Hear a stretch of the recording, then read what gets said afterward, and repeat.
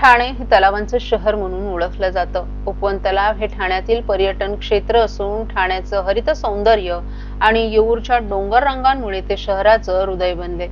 उपवन येथील निसर्गरम्य वातावरणामुळे सकाळ संध्याकाळी शेकडो ठाणेकर येथे फिरायला, धावायला आणि व्यायामासाठी येत असतात। स्वच्छ पायवाटा, बसण्याची सोय आणि आकर्षक प्रकाश योजना यामुळे हे ठिकाण निसर्गप्रेमींसाठी एक आदर्श विश्रांती स्थान ठरलं आहे। उपवन हे ठिकाण आरोग्याच्या दृष्टीने उत्कृष्ट असून तेथे वर्षभर सांस्कृतिक कार्यक्रम मोठ्या प्रमाणावर राबवले जात असतात। परिवहन मंत्री प्रताप सरनाईक यांच्या संकल्पनेतून उपवन येथे बांधण्यात आलेल्या घाटाला पुण्यश्लोक अहिल्यादेवी होळकर यांचं नाव दिल्यामुळे पहाटेपासून संध्याकाळपर्यंत येणाऱ्या पर्यटकांसाठी तलावाचा परिसर आकर्षणाचं केंद्र ठरले।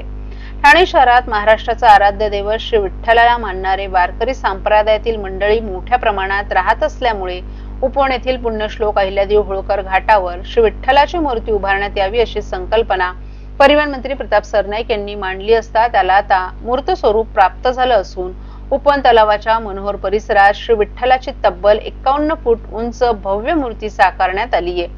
त्याचा अनावरण सोहळा उपमुख्यमंत्री एकनाथ शिंदे यांच्या हस्ते 31 ऑक्टोबर रोजी सायंकाळी पार पडेल। यावेळी एकनाथ शिंदे यांच्या हस्ते श्री विठ्ठलाची विधिवत पूजा होईल आणि फटाक्यांची प्रचंड आतिषबाजी करण्यात येईल। तत्पश्चात सुप्रसिद्ध समाज प्रबोधनकार ह.ब.प. निवृत्ती महाराज देशमुख इंदोरीकर यांच्या हरिकीर्तनाचा कार्यक्रमही होणार आहे।